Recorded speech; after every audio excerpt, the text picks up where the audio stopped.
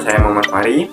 Pada kesempatan kali ini saya akan membahas makalah yang kami buat, yaitu mengenai teori kepemimpinan, yang dimana tugas ini kami buat untuk memenuhi tugas dari Bapak Ahmad Imam, yang dimana sebagai dosen pengampu teori kepemimpinan.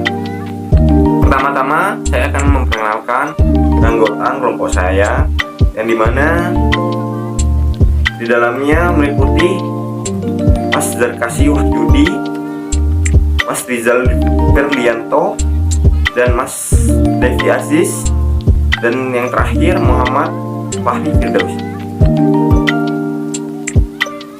Oke, saya akan menjelaskan pengertian dari kepemimpinan dan apa sih kepemimpinan itu. Yang pertama, kepemimpinan adalah jenis khusus hubungan kekuasaan yang ditentukan oleh anggapan para anggota kelompok bahwa seorang dari anggota kelompok itu memiliki kekuasaan untuk menentukan pola perilaku terkait dengan aktivitasnya sebagai anggota kelompok. Konsep pengertian kepemimpinan tersendiri yaitu merupakan suatu komponen fundamental di dalam menganalisis proses dan dinamika di dalam organisasi. Menurut Katz dan Hans dalam Watkin tahun 1992, berbagai definisi kepemimpinan pada dasarnya dapat diklasifikasikan menjadi 3 kelompok besar, yakni sebagai atribut atau kelengkapan dari suatu kedudukan, sebagai karakteristik seseorang, dan sebagai kategori perilaku. Kepemimpinan itu tersendiri dapat dikaji dalam 3 sudut pandang. Yang pertama, sudut pandang yang pertama dalam meliputi pendekatan sifat atau karakteristik bawaan lahir atau traits approach, yang dimana pendekatan ini yang bersifat berusaha memahami kepemimpinan berdasarkan keyakinan bahwa pemimpin yang baik memiliki karakteristik bawaan dari lahir, baik menyangkut ciri fisik maupun kepribadian.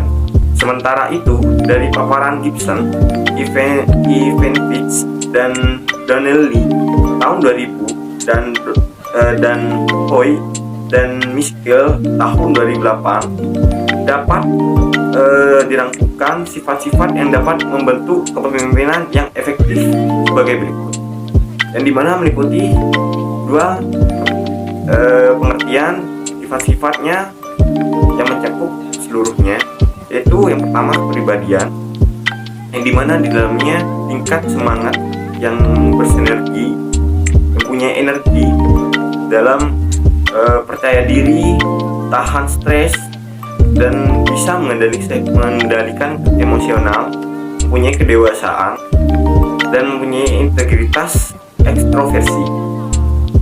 Motivasi meliputi tentang orientasi, kekuasaan tersosialisasi, kebutuhan berprestasi kuat, kurang memerlukan afiliasi. Dan yang sudut pandang yang kedua meliputi pendekatan gaya atau disebut the style approach. Teori tentang gaya kepemimpinan ini berusaha mengkaji perilaku atau tindakan pemimpin dalam mempengaruhi atau menggerakkan para pengikutnya guna mencapai suatu tujuan tersebut.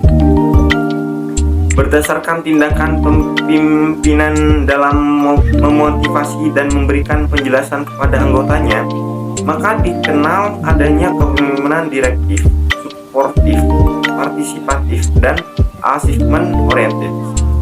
Dan yang ketiga, sudut pandang dalam pendekatan kontingensi atau bisa disebut dengan the contingence approach, yang dimana teori suatu proses di mana kemampuan seseorang pemimpin itu bisa melakukan pengaruhnya tergantung dengan situasi tugas kelompok atau group task situation, dan tingkat-tingkat daripada gaya kepemimpinannya yang memiliki kepribadian dan pendekatannya yang sesuai dengan kelompoknya. Begitu kelompok kami akan menyimpulkan kesimpulan dari teori-teori tersebut, di mana demikianlah berbagai teori kepemimpinan yang berkembang sampai saat ini. teori-teori pada dasarnya dikembangkan dari praktik kepemimpinan yang terjalin dalam suatu keorganisasian, sehingga membuat fenomena teori kepemimpinan dalam kajian yang dapat dikatakan tidak bertentangan dengan kondisi praktik kepemimpinan di lapangan. Begitu penyampaian dari kelompok kami, dan saya selaku perwakilan mohon maaf apabila ada kesalahan kata atau penyampaian yang kurang dimengerti. Mohon maaf. Selebihnya terima kasih. Sekian dan terima kasih. Wassalamualaikum warahmatullahi wabarakatuh.